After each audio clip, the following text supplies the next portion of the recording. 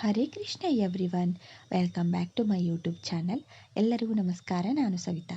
ಇವತ್ತು ನಾನು ಒಳ್ಳೆಯ ಹೊಸದಾಗಿರುವಂತಹ ರೆಸಿಪಿಯನ್ನು ತಂದಿದ್ದೇನೆ ನಿಮ್ಮ ಮುಂದೆ.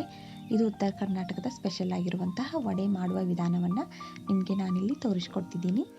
ನಾನಿಲ್ಲಿ ಮೊದಲನೇದಾಗಿ ಒಂದು ಮಿಕ್ಸಿ ಜಾರಿಗೆ 5ರಿಂದ 6ರಷ್ಟು ಹಸಿಮೆಣಸಿನ್ಕಾಯಿಯನ್ನು ತೊಗೊಂಡಿದ್ದೀನಿ.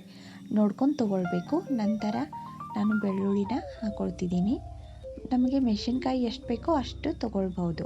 ನಮಗೆ ಖಾರ ಜಾಸ್ತಿ ಬೇಕಂದರೆ ಜಾಸ್ತಿ ತೊಗೊಳ್ಬೋದು, ಅಥವಾ ಕಡಿಮೆ ಬೇಕಂದರೆ ಕಡಿಮೆ ತೊಗೊಳ್ಬೋದು. ನಾನು ಸ್ವಲ್ಪ ಇಲ್ಲಿ 5ರಿಂದ 6ರಷ್ಟು ತೊಗೊಂಡಿದ್ದೀನಿ ಹಸಿಮೆಣಸಿನ್ಕಾಯಿ. ನಂತರ ರುಚಿಗೆ ತಕ್ಕಷ್ಟು ಉಪ್ಪನ್ನು ಹಾಕ್ಕೊಳ್ತಿದ್ದೀನಿ. ಈ ಎಲ್ಲ ಇಂಗ್ರೀಡಿಯೆಂಟ್ಸ್ ಆಗಿದಾದ ನಂತರ ನಾನಿಲ್ಲಿ ಸ್ವಲ್ಪ ಜೀರಿಗೆನ ಹಾಕ್ಕೊಳ್ತಿದ್ದೀನಿ. ಜೀರಿಗೆ ಇದಕ್ಕೆ ಇಂಪಾರ್ಟೆಂಟ್ ಆಗುತ್ತೆ. ಅಂದರೆ ವಡೆ ಚೆನ್ನಾಗಿ ಬರಬೇಕು ಮತ್ತು ವಡೆಯಲ್ಲಿ ಫ್ಲೇವರ್ ಆಗಿ ಬರುತ್ತೆ ಅದು ಜೀರಿಗೆ ಹಾಕೋದ್ರಿಂದ. ಮತ್ತು ನಾನಿಲ್ಲಿ ಅಜ್ವಾನನ್ನು ಹಾಕ್ಕೊಂಡಿದ್ದೀನಿ. ನಂತರ ಸ್ವಲ್ಪ ನೀರನ್ನು ಹಾಕ್ಕೊಂಡು ನಾನು ಮಿಕ್ಸಿ ಮಾಡಿಟ್ಕೊಂಡಿದ್ದೀನಿ. ಈ ರೀತಿಯಾಗಿ ಪೇಸ್ಟಾಗಿ ಬರುತ್ತೆ.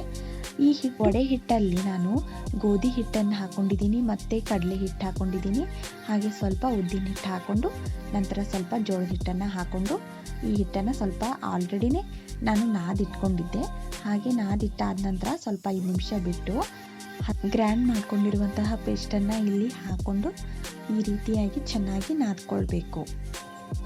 ಚೆನ್ನಾಗಿ ಎಲ್ಲಕ್ಕೂ ಹಿಟ್ಟಿಗೆ ಅಪ್ಲೈ ಆಗೋ ರೀತಿ ನಾದ್ಕೊಂಡು ಇಟ್ಕೊಳ್ಬೇಕು.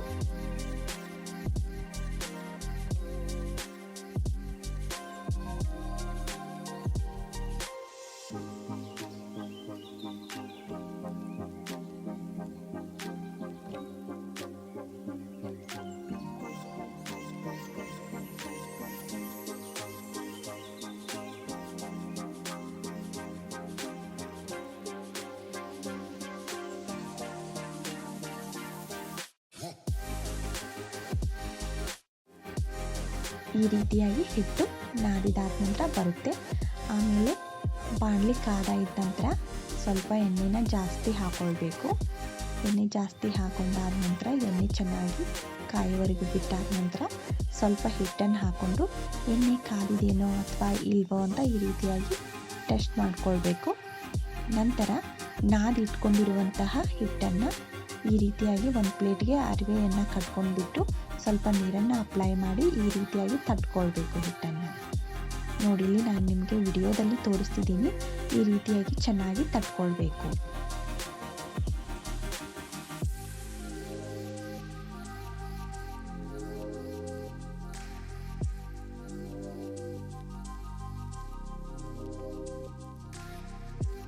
ಚೆನ್ನಾಗಿ ತಟ್ಟಿದಾದ ನಂತರ ಹೀಗೆ ಕೈಯಿಂದ ತಗೊಂಡು ಎಣ್ಣೆಯಲ್ಲಿ ನಿಧಾನವಾಗಿ ನೋಡಿಕೊಂಡು ಬಿಡಬೇಕು. ಎಷ್ಟು ಚೆನ್ನಾಗಿ ಎಣ್ಣೆಯಲ್ಲಿ ಉಬ್ಬಿ ಬರುತ್ತೆ ನೋಡಿ ವಡೆ. ಇದೇ ರೀತಿಯಾಗಿ ಒಂದೊಂದಾಗಿ ನಾನು ಮಾಡಿದ್ದೀನಿ. ಮತ್ತು ಇದು ಉತ್ತರ ಕರ್ನಾಟಕದ ಸ್ಪೆಷಲ್ ಆಗಿರುವಂತಹ ವಡೆ ರೆಸಿಪಿಯಾಗಿದೆ. ನೀವು ಈ ವಿಡಿಯೋದಲ್ಲಿ ನೋಡ್ತಿರಬಹುದು ವಡೆ ಯಾವ ರೀತಿಯಾಗಿ ಚೆನ್ನಾಗಿ ಉಬ್ಬಿ ಬರ್ತಿದೆ ಅಂತ.